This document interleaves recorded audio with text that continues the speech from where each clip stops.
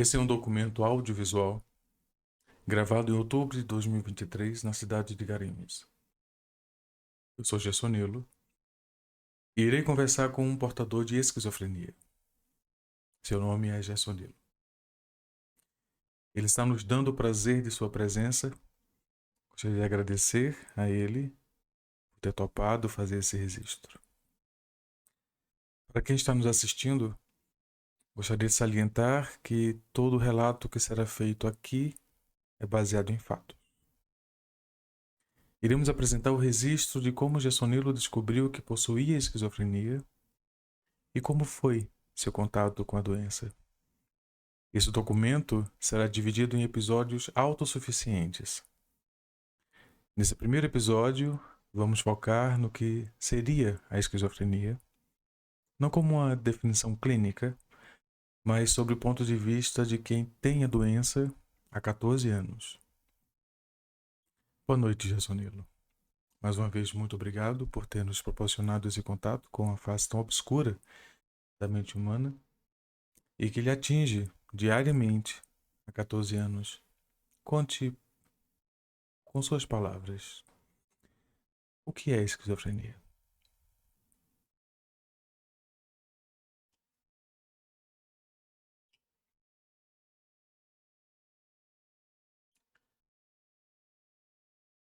Boa noite. É difícil descrever o que é esquizofrenia, mesmo estando há 14 anos, como você disse, diariamente convivendo com a esquizofrenia, né? Ah, o que eu posso dizer é que, para quem possui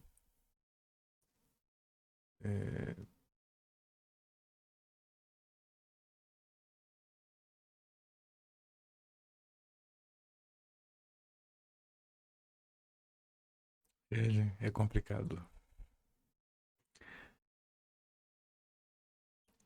A esquizofrenia ela é uma ruptura do processo de formação de realidade. De alguma maneira, o nosso cérebro, ou o cérebro de um esquizofrênico, né, ele encontra razões. Eu vou recomeçar, pode ser? É, boa noite. É complicado definir esquizofrenia.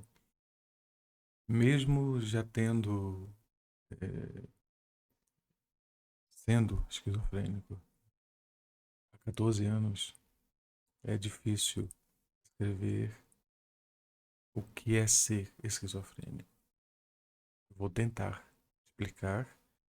É, não é uma definição clínica, mas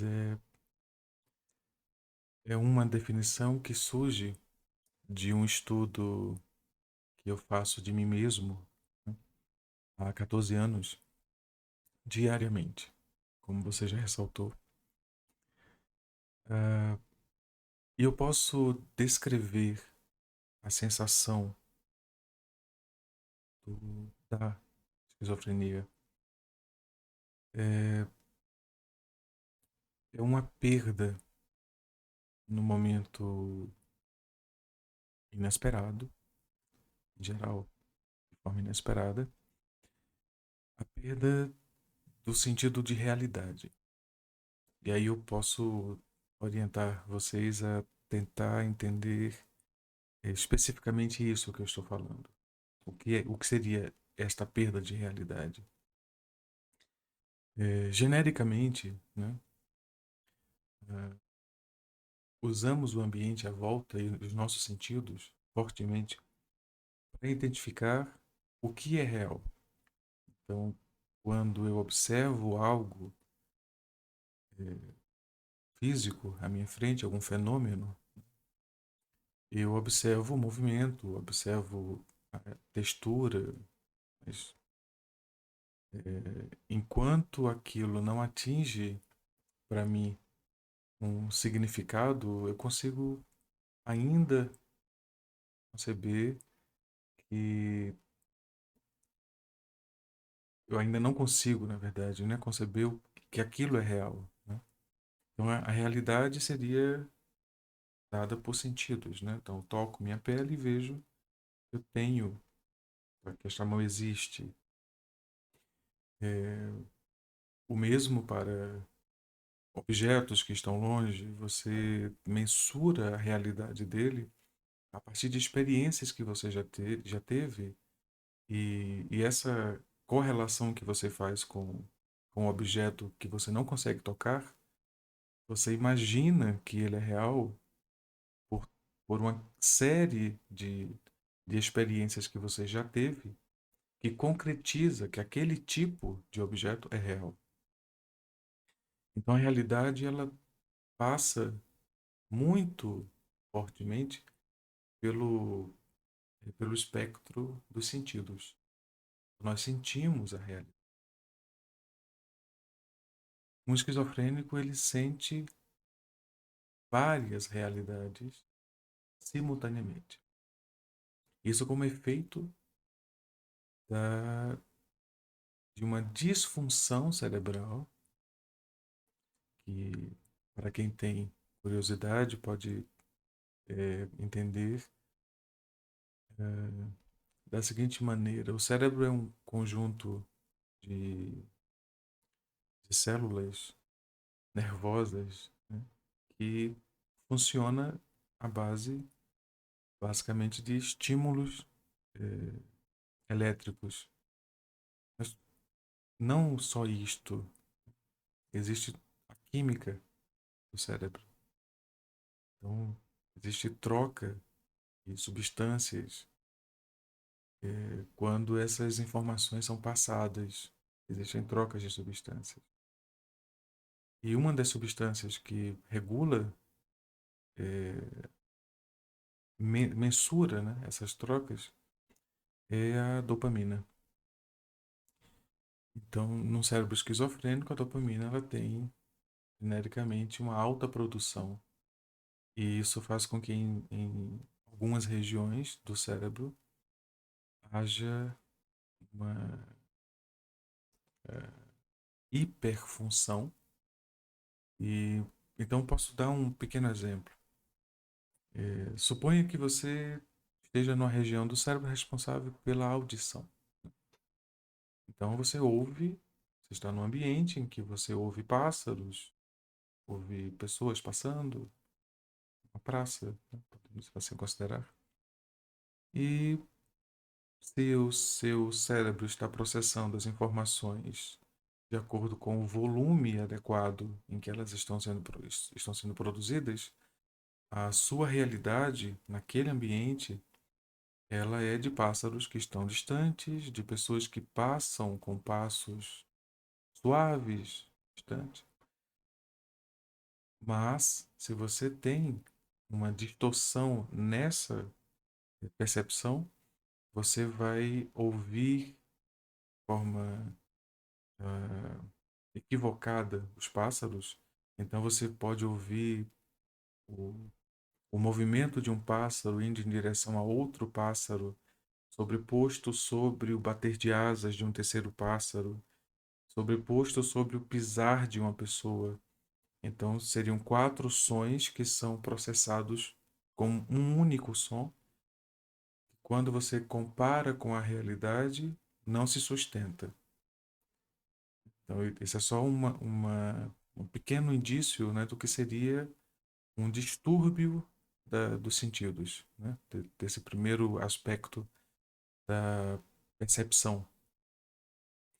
Uh, para um esquizofrênico, é muito comum perder o sentido de realidade ao longo do dia. Você acorda, você tem uma realidade posta, daqui a 10 minutos é outra realidade que se apresenta e tempo depois, pode ser segundos depois, outra realidade se apresenta.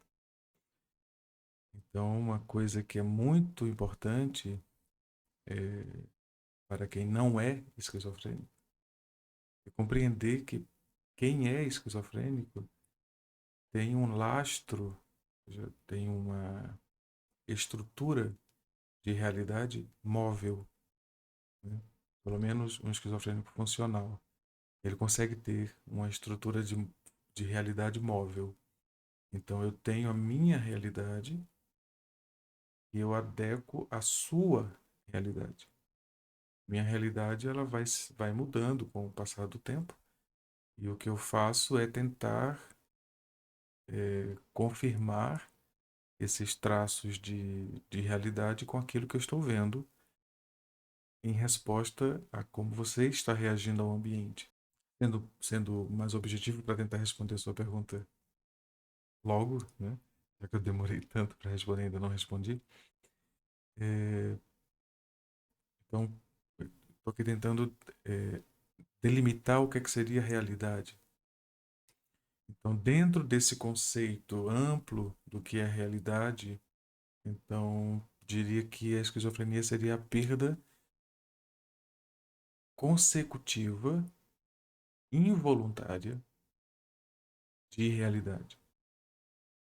E, por consequência disso, toda uma fragmentação do, do sentido de percepção humano para com a realidade, né? Portanto, o tecido de realidade, ele não só tem cores diferentes, como tem escalas diferentes, profundidades diferentes. Então, o esquizofrênico ele vive numa mutação contínua disto que chamamos de realidade e que nos acostumamos a achar que é fixo e invariável. Esse talvez seja a primeira impressão de realidade que eu posso apresentar, de, assim, de mutabilidade de realidade que eu posso apresentar para um esquizofrênico, né? Então, a esquizofrenia eu vejo como esse, esse decalque, né? A esquizofrenia pode ser vista como uma dissociação de realidade e essa dissociação seria exatamente essa mutabilidade, várias realidades simultâneas que pode ser compreendida como aquilo que eu citei, né, dos pássaros, de você ouvir vários sons sobrepostos, quando na verdade eles foram produzidos de forma escalar, ou seja, foram produzidos em tempos diferentes, e você ouve todos eles empilhados como se fosse um único som. E isso só para dar um exemplo sonoro de um efeito que atinge um esquizofrênico, né?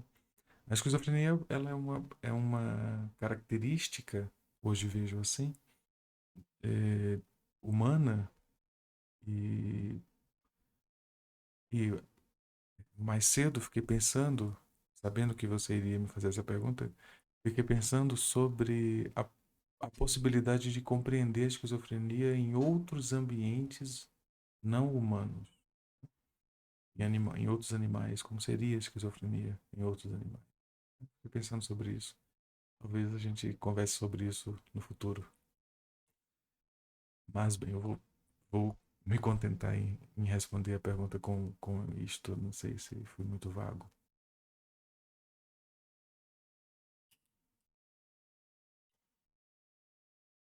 É bom, dá para entender que não é algo simples de compreender, né? Nem de explicar. Então, vamos por partes, então. É, quais foram os primeiros sintomas que você sentiu? Quando é que você percebeu que tinha alguma coisa de diferente? Faz, faz 14 anos, né, que você foi diagnosticado como esquizofrênico, especificamente esquizofrenia paranoide, né? Então, conta pra gente como é que foi é, esses, essa percepção de que tinham coisas erradas e como é que você descobriu que tinha esquizofrenia e que era esquizofrenia paranoide. Pode falar um pouco sobre? Hoje bem, é, faz 14 anos, em julho de 2011, que eu tive meu primeiro surto. E eu devo rapidamente explicar o que seria um surto. A estrutura neurológica, né, do funcionamento cerebral, ela tem uma certa normalidade. Então é previsível que certas funções ocorram de acordo com certos estímulos. Dizemos que isso é um funcionamento normal para o cérebro. Então, quando você pisa o chão, você percebe que você não vai afundar quando o chão é sólido, né? Significa que o seu cérebro está processando adequadamente que você pisou em algo sólido. Portanto, existe uma sequência de, de fenômenos que são químicos, né? Que são feitos que dá a você a sensação de ter pisado em algo sólido. Pois bem, ah, quando se está tendo um surto, você foge dessa normalidade funcional. Então, o cérebro passa a funcionar de uma maneira atípica e comigo ocorreu especificamente de ser de forma explosiva.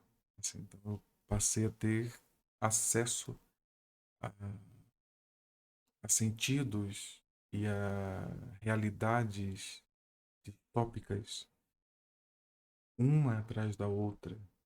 Eu saía de uma realidade e mergulhava na outra e não conseguia distinguir o que era que estava acontecendo. Eh, então, o surto ele foi muito intenso. No entanto, você perguntou como foram os primeiros sintomas. Eu posso dizer que tudo começou com a sensação de perseguição. Estava sendo perseguido. Então, isso caracteriza especificamente o tipo de esquizofrenia que eu tenho, que é a esquizofrenia paranoide, né? Então você tem paranoia. E a perseguição é um forte indício disso.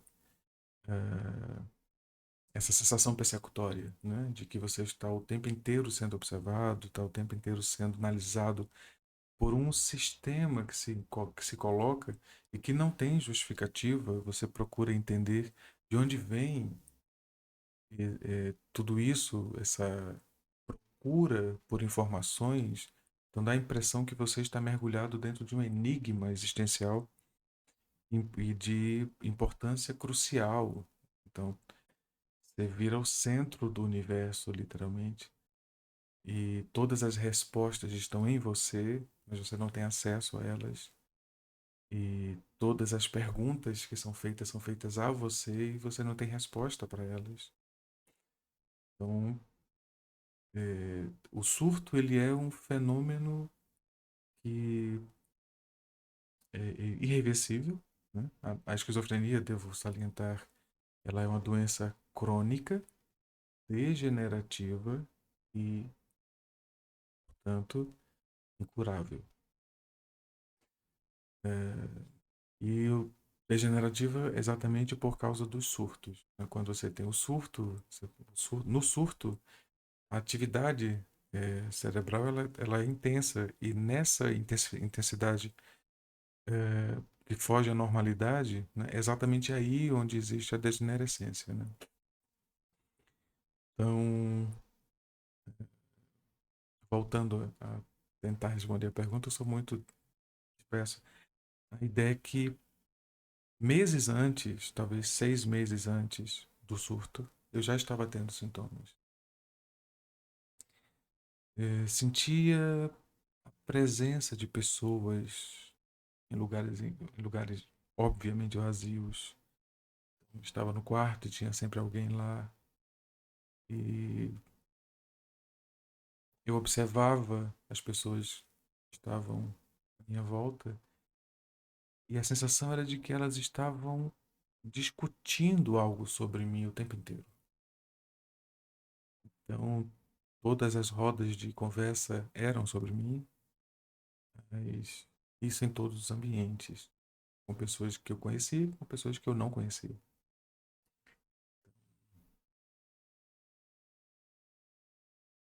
É difícil hoje, né, pensar como é que foi antes do surto. O fato é que hoje eu vivo mergulhado dentro de uma margem de realidade completamente diferente. O antes do surto era mais ameno, sabe? Então, as coisas eram menos frequentes, eram menos intensas, havia muita dissociação, ou seja, eu ouvia uma coisa e entendia outra, via, eh, desculpa, eu via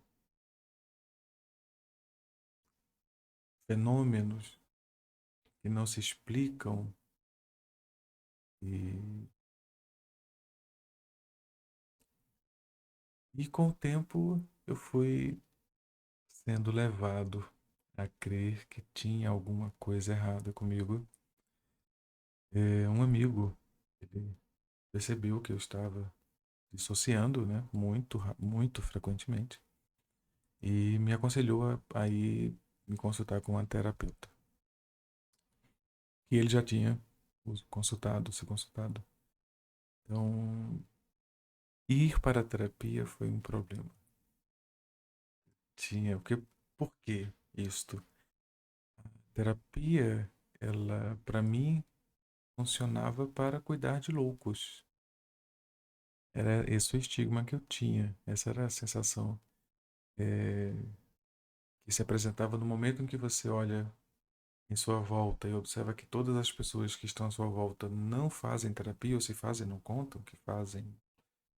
E eu acredito que a maioria está nesse ambiente e não conta que faz.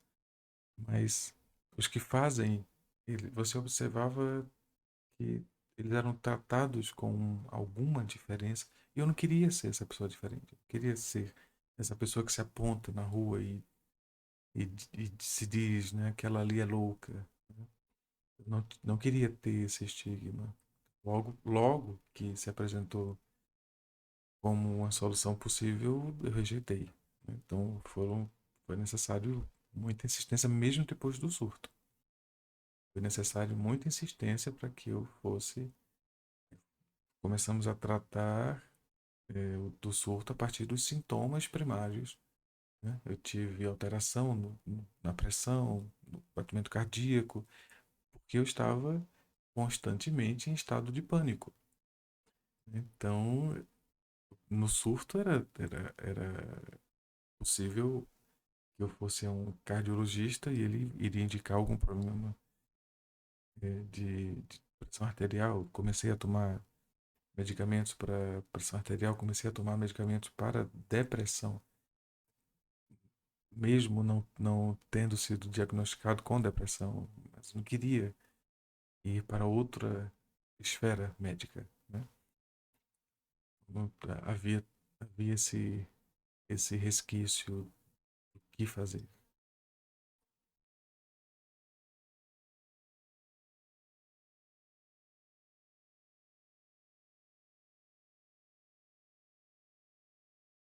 Bom, é, vejo que, de fato, deve ter sido difícil essa experiência, né?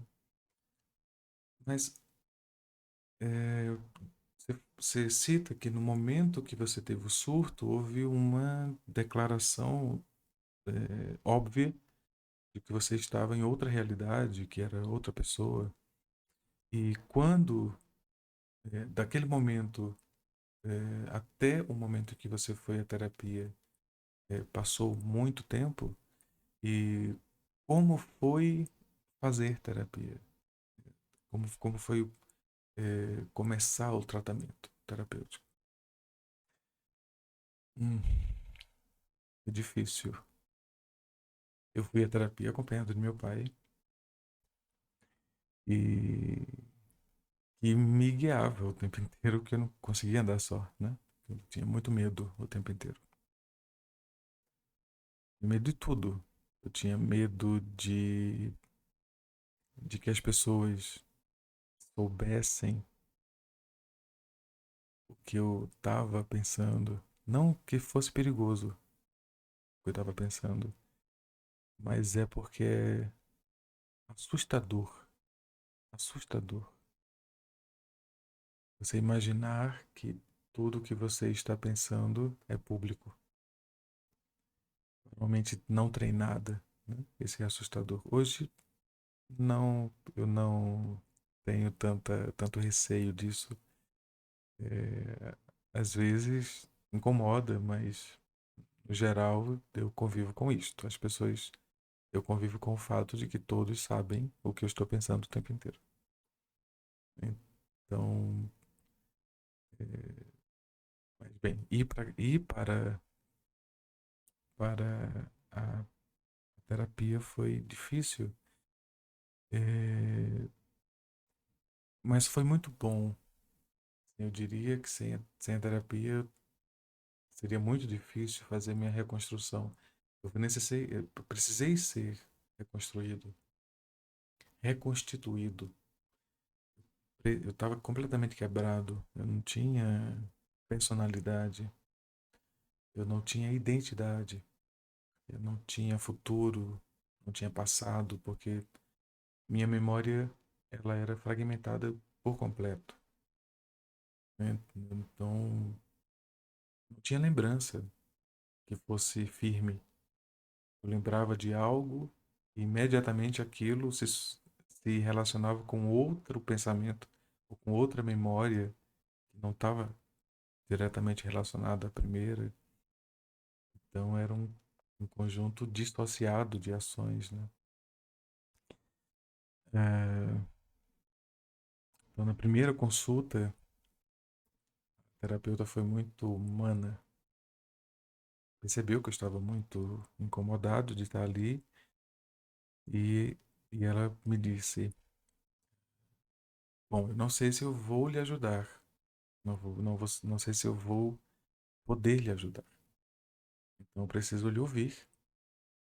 E se eu souber que eu poderei lhe ajudar, então nós seguimos com o tratamento. Isso foi libertador para mim.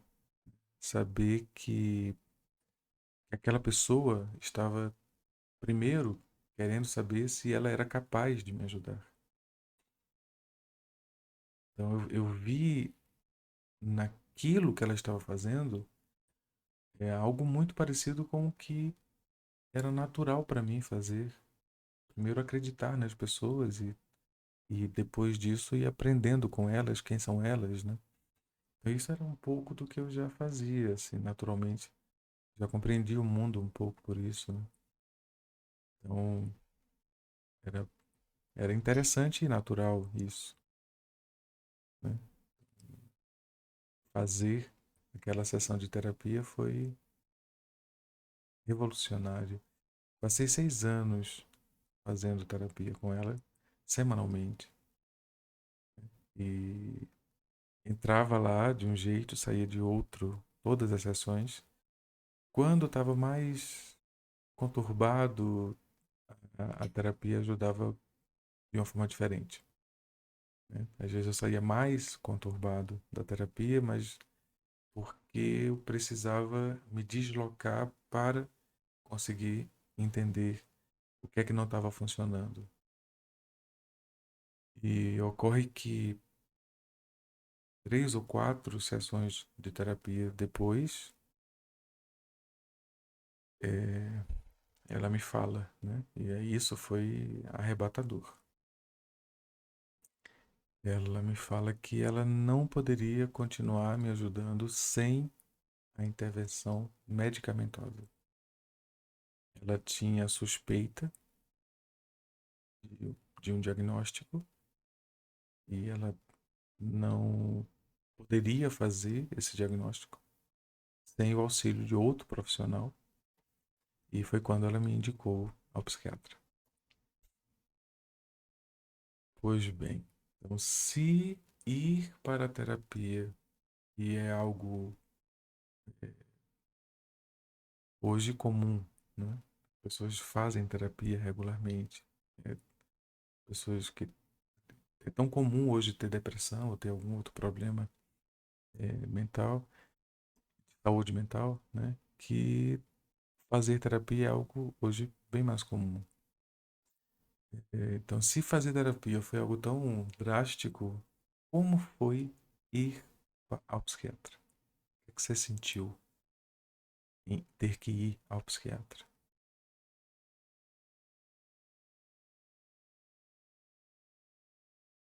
Um vazio. É assim que eu posso dizer que foi. Eu me desconstruí. Naquela sessão eu me desconstruí. Quando eu soube que eu tinha que ir a um psiquiatra, que eu tinha que tomar medicamentos que seriam prescritos por um psiquiatra,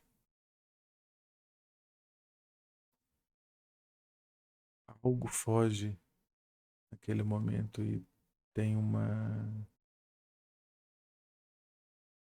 sensação de vazio, assim, de esvaziamento. Se algo tivesse sido derramado e a água foi ao chão e não tem mais o que fazer.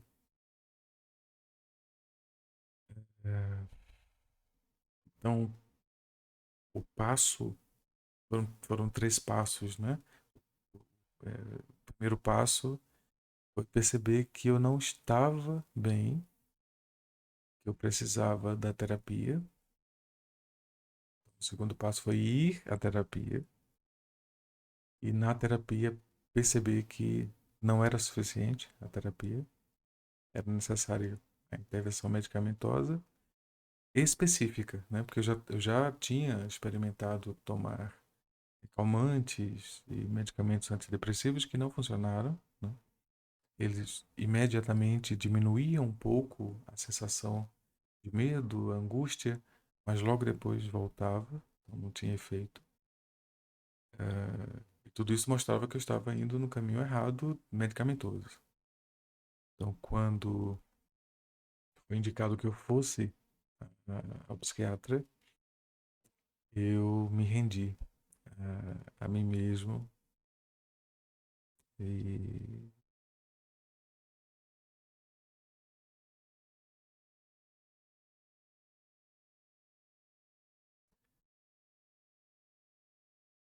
tive que ir.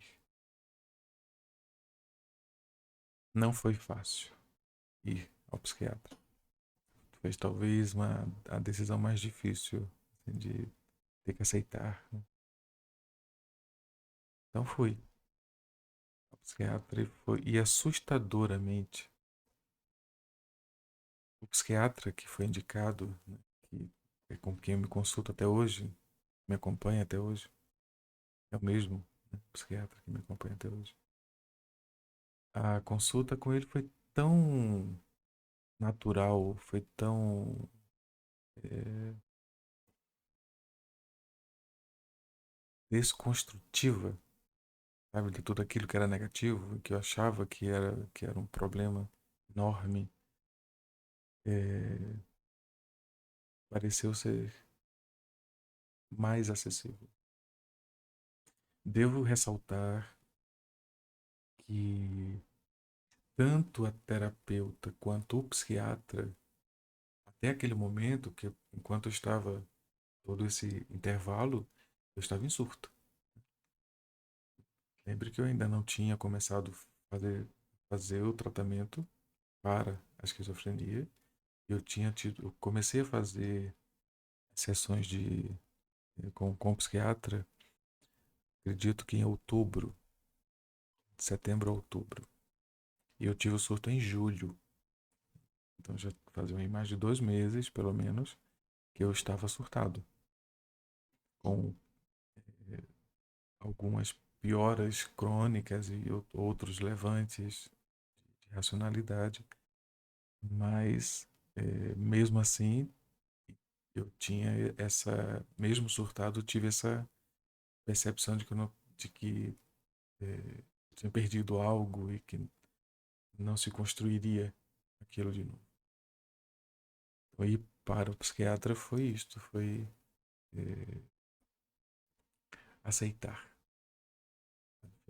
Foi parte de aceitar.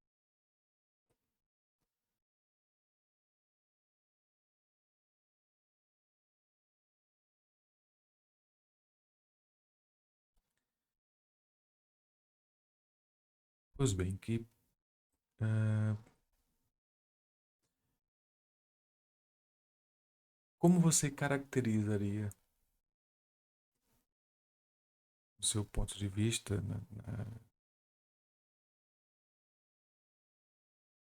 faz 14 anos que você foi diagnosticado e como foi o processo de diagnóstico e como é hoje essa relação com o psiquiatra?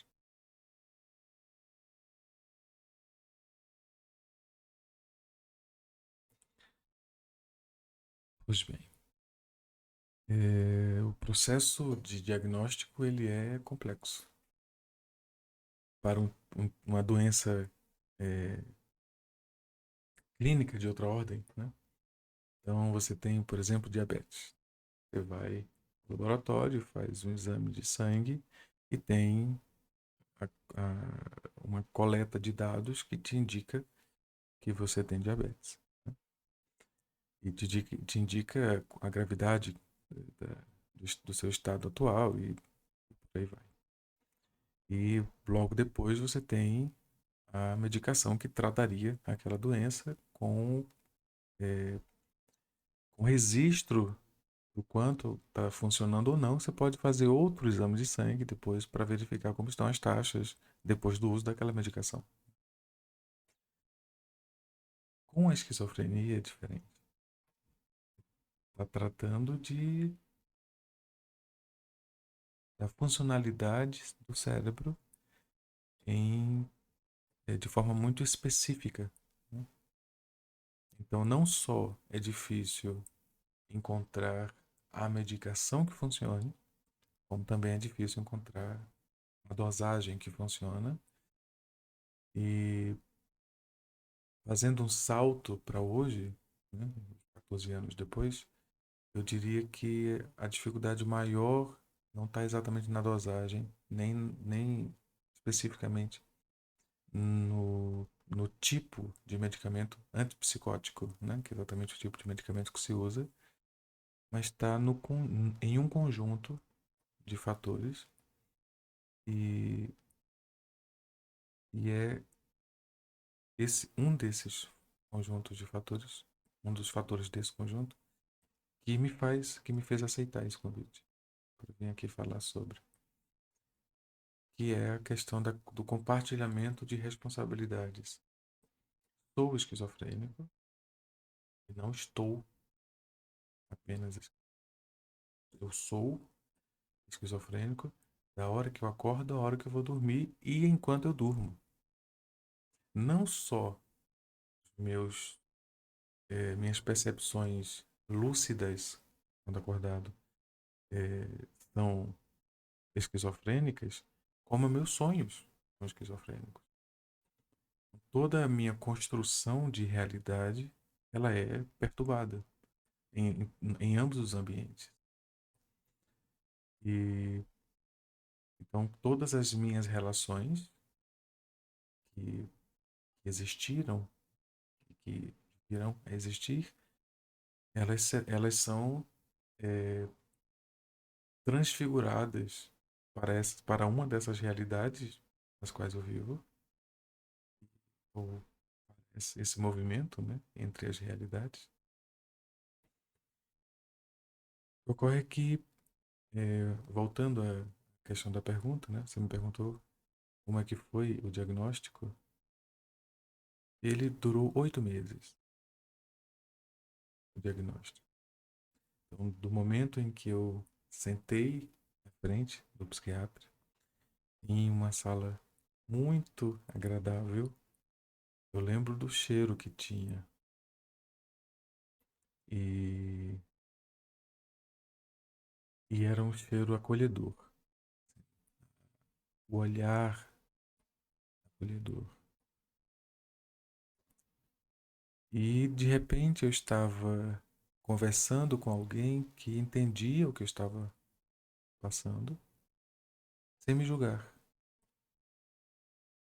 Eu estava conversando com alguém que ouvia o que eu estava citando ser tão exótico e exorbitante para qualquer outra pessoa, para quem eu já tinha contado, e para ele era algo dentro de uma margem de regularidade ou dentro de uma medida de normalidade possível, plausível, e que aquilo era do humano. Então, e que tinha como, ao menos, controlar aquelas sensações. É, mas aí, claro, isso foi sendo tratado ao longo desse período que citei, né, desses 8 meses. No início, um surto esquizofrênico, nitidamente, era óbvio que eu estava passando por um surto esquizofrênico. Hoje eu posso atestar, né, que eu estava passando por um surto esquizofrênico é, e que quando eu citei para ele as coisas que eu estava sentindo, imediatamente ele identificou o que era, né? Mas deixou claro, depois de algumas consultas, né, deixou claro que muito provavelmente era uma, o diagnóstico seria de esquizofrenia. E nesse caso, a partir dali ficou claro que se fosse, seria para sempre.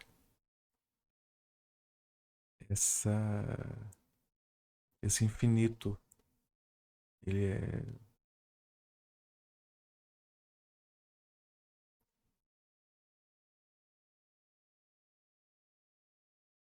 difícil.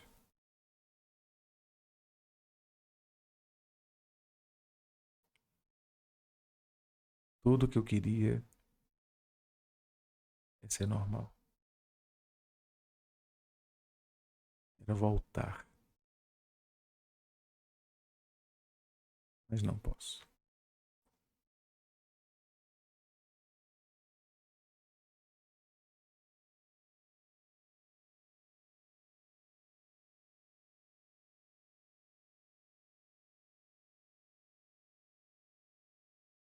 Pois bem, então, muito obrigado.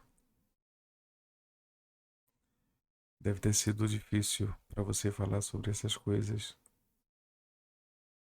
É, voltamos no próximo episódio falando sobre como ser,